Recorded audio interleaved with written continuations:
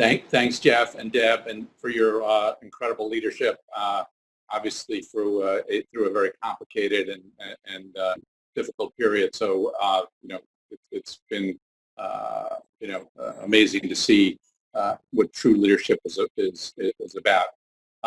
Over the last several weeks, Deb, Tom Flexner, Jeff, myself, and a few other board members have had many conversations about the industry, what we can do, and what we should do in terms of playing a role in addressing racial inequality. The murder of George Floyd was obviously painful and tragic, and that has resonated literally throughout the entire world. The issue of racial inequality is simultaneously highlighted by the disproportionate impact of COVID-19 on communities of color, particularly in New York and other major metropolitan areas. One of my priorities while I was chair was to bring a focus on diversity, how we can create greater economic opportunity for all. Deb has picked up on that theme, and we obviously have done things, but we need to do much more. It's important to realize that RER and our industry has a long-term commitment for advocating for policies and creating programs and partnerships that seek to address racial injustice and increase diversity and economic opportunity. Today, we are lucky to be joined by my good friend, Ray McGuire. Ray is the vice chairman of Citigroup and one of New York's foremost business leaders. He previously served as global head of corporate and investment banking at Citigroup, whose clients generated over $20 billion, that's with the B, of global revenue annually. In his position, he has advised numerous transactions valued at well over $600 billion. Prior to joining Citi, Ray worked at Morgan Stanley, Merrill Lynch, First Boston. He was also one of the original members of Wasserstein Perella and Company. Ray attended Harvard College, law school, and business school, and received the Alumni Professional Achievement Award from Harvard Business School. He was inducted by the Morehouse College as one of the inaugural members of the Martin Luther King Jr. International Board of Renaissance Leaders. Ray has also been featured in Black Enterprise magazine as one of the 100 most powerful executives in corporate America. Ray also has dedicated a significant amount of his time in New York in philanthropy. He serves on the board of the American Museum of Natural History, New York Presbyterian Hospital, New York Public Library, Studio Museum in Harlem, Whitney Museum, and City Foundation, among many other arts and education institutions. Ray will discuss his experience and the very real issues that African American communities and other communities of color face in our country, and ideas for how we can all be part of the solution. So Ray, thank you for joining us. You and I have had a lot of conversation in the last 2 weeks, and I think our members would love to hear some of your thoughts. Thank you for having me, and I apologize for all the technical glitches here. I am honored to be with you. I think you did reference my comments yesterday on CNBC, and I can review those comments for those who didn't have the opportunity to take a look at them or to hear them or see that. I rarely, and it's by design, have spent time on any of the networks. It appears as though during this time and at this moment in history that the outreaches have increased, and I'm actually privileged to be with this group.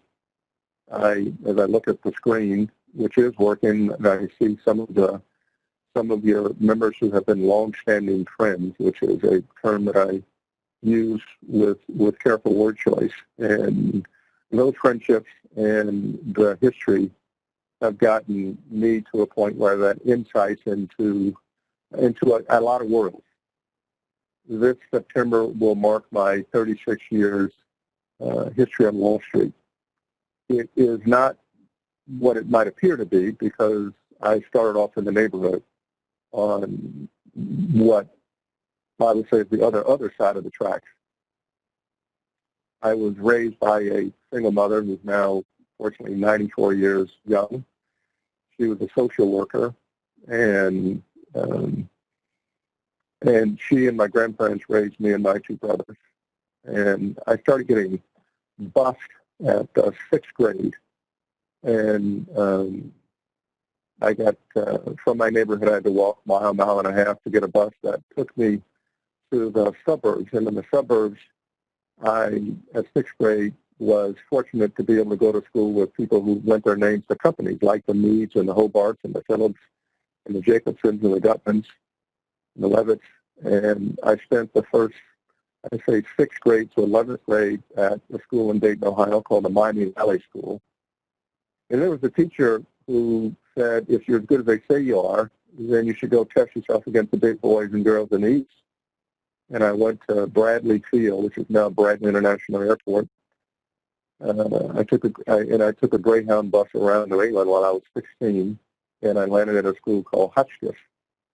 And from Hotchkiss, I applied to 6 colleges and was fortunate to get into all of them: Harvard, Yale, Princeton, Amherst, Johns Hopkins, and Northwestern. I think I have them all.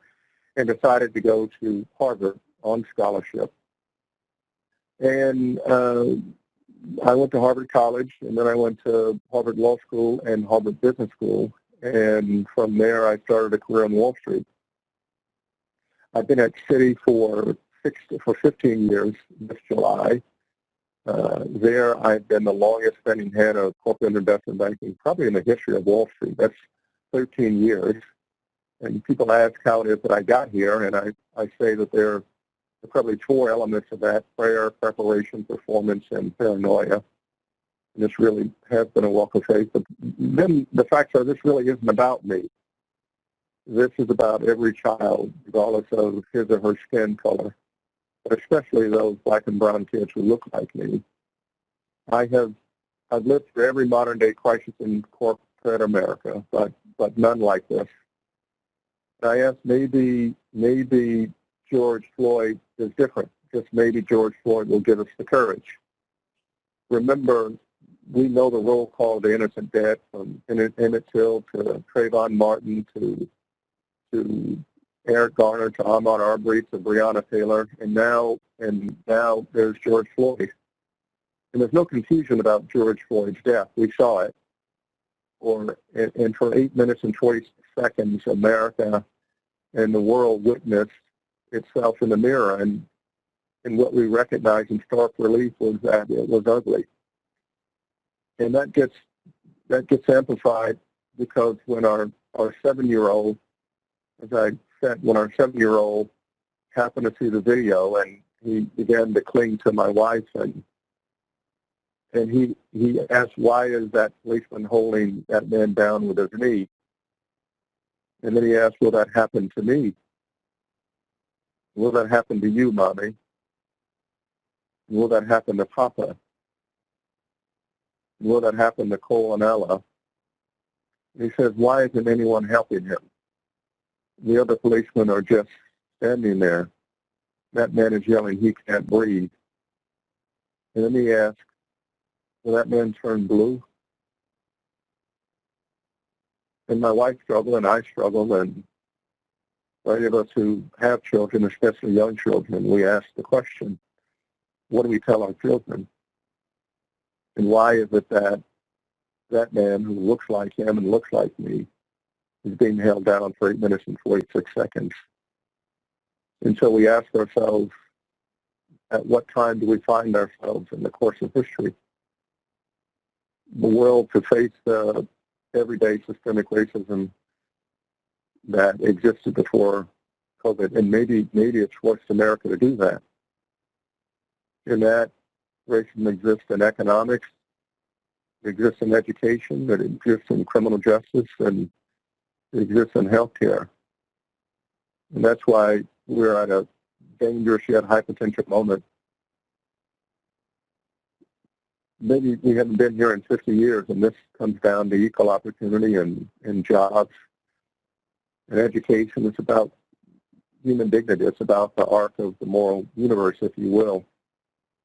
If I look at each of these components, and you've referenced them in your opening comments and the part that I was able to hear, And if I think about education, just remember it was in 1954 that we handed down the landmark Brown versus Board desegregation case.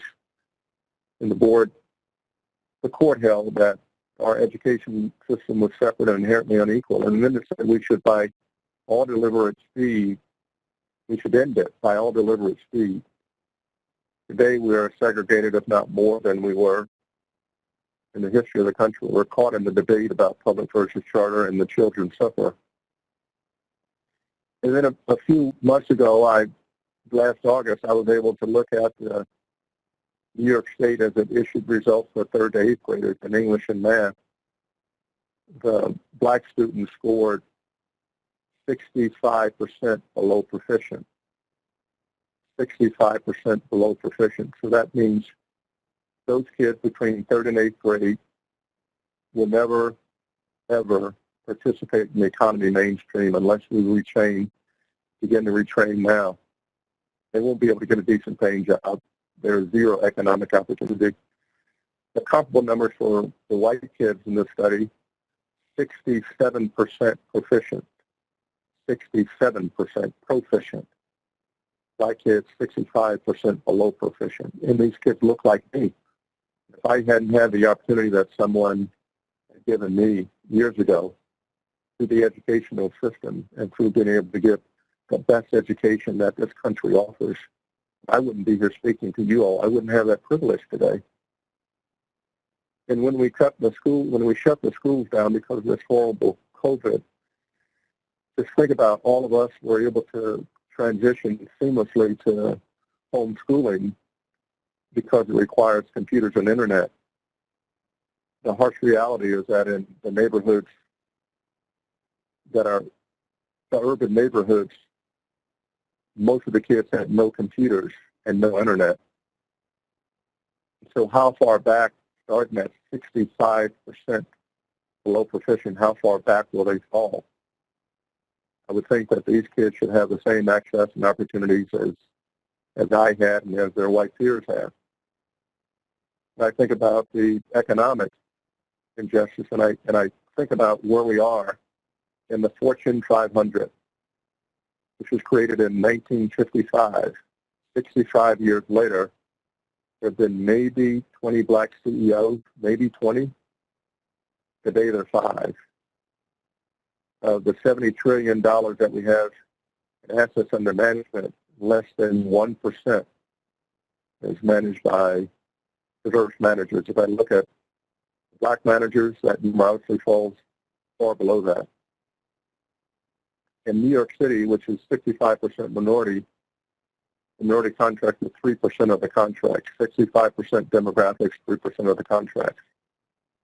And at what I'll call beloved alma mater, where I was given the opportunity, the number of MBA students has gone up from when I was there. This year, class of 2021, there are 938 members.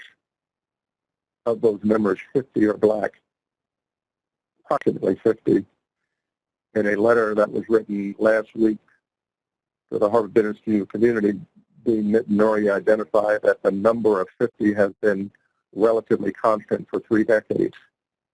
If there's a feeder to Wall Street, then it must be Harvard Business School, and it's a proxy for all the other fine educational institutions, 50. And if we look at the debate that we're all having now about criminal justice reform, we can see that even there, the criminal justice system needs to be reformed. Training needs to be rigorously reviewed. We need to have benchmarks. And so it's on that basis that we're having this conversation. And the thing that separates me from each of those students is education. The thing that makes me the same as each one of those students is the color of my skin. Could I be George Floyd? Absolutely, I could be George Floyd. I don't know how it is that I should respond to a police officer as she or he pulls me over. I don't know what to do with my hands. I don't know what to do with my iPhone. Do I roll down the window and raise my hands out of the window? I'm trying to find the language that will communicate non-threatening. and I don't know what that language is, and I don't know what that body language is. So it can be the case that at this moment we treat George Floyd the same way we treated Eric Garner and Trayvon Martin and Ahmaud Arbery and Breonna Taylor. If we hadn't had that video, it's not clear that we'd be having this discussion, but given that we've had that 8-minute and 46-second video around the world, people are now asking us where are we in our history. And so I do view this as a defining moment. And the defining moment, it should be accompanied by relatable messages and should be accompanied by $10 to $100 million of commitments, but it's got to be bigger than that. And the question that I ask myself and the question that we should all ask is, where do we find ourselves in this moment of history, and how will history judge our reaction? And I don't say that with any judgment at all. It's not mine to judge. It's just a challenge that we have, and it's a challenge that we'll all have to answer. We don't have to answer to ourselves, and we certainly will have to answer to our children because they're looking for our leadership, and without that, the millennials are out there, the black and white millennials are marching together because they want to see change, and we'll have to decide how history views our contribution. I see the power that exists in this community, in the real estate community. I see the challenge that exists in our city. I know that this is an audience that is a cross-the-country audience, but this is reflective, the proxy that takes place in other urban areas. And if we can do it right here, if we meet the challenge here to do something different than what we've done historically, then we can make a fundamental difference in the lives of a whole host of people. So let me stop there and see if there are any questions, but I just amplify that I am delighted to be with you. I'm privileged to partner with Bill Rudin and Tom Fluxon, who's my long-standing partner and friend, and Tony Malkin and others. You guys are leaders in the community. You're as well respected as any group that exists anywhere. And leadership from this community will resonate across economic, educational, and other landscapes, but especially economics and education. Thank you, Ray. I think that was, very, very powerful. Your story and, what your child, and you and Crystal, your wife, discussed is, I think, resonating through I think all of our members, and I think Jeff and Deborah, and I think Tom and the board. We just had our board meeting before. We are committed, and we, as you and I discussed, that this is a defining moment of our country's history, and we have to, hold hands together and try to find ways, to find ways to create opportunity and understanding each other and work forward. So Jeff, I'm going to hand it back to you and Deb. I don't know if we have time for any questions or comments. I would just say, Ray, thank you very, very much. We might want to call you for advice as we go forward and as we find our way and try and be positive. And it would be very useful if we could do that. Do you have any just quick, meaningful things that you think our industry might do that we should focus on immediately from our perspective, where we could add value? Jeff, one of the initiatives that, thank you again for having me. And the thing about these conversations, it's about relationships and developing relationships. There's not one conversation that I would shy away from having with Bill Rudin, Tom Fletcher, or Tony Malkin, not one, because of our history. One of the last acts that Jay Kriegel committed, one of the last acts, and it's the last time that I saw Jay Kriegel, was supporting the local churches. There was a group called 400 Forward. And I will tell you, as urban communities go, the relationships are going to be really important is what happens to the churches. Because the churches are the foundation to the vast majority of these communities. Some of them have entered into relationships that have not turned out to be the appropriate relationships. So I would say, Jeff, if you could partner with an organization like that, which is a powerful organization that has a far reach, that has impact on the community today, that would be one. The other is you have a resource, a niche in Pratt, Francis Fonet at Pratt, the president of Pratt. They have a urban design center thinking about reimagining communities of the future, office districts as well as commercial as well as residential in your terms.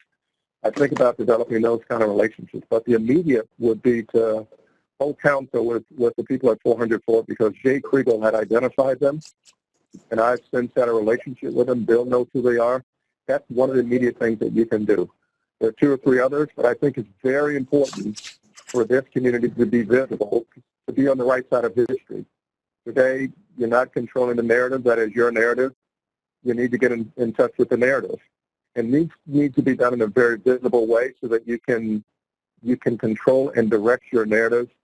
Knowing the people here, I know what their commitments are. This organization that commitment needs to be reflected organizationally wide. So, Jeff, you have a real opportunity here, a real opportunity to make a huge difference, not only in the profile of this group, but in the fundamentals of how these communities work, where if there's no home ownership, if you can't pay the rent, you don't have a job, you're not educated, there's no dignity.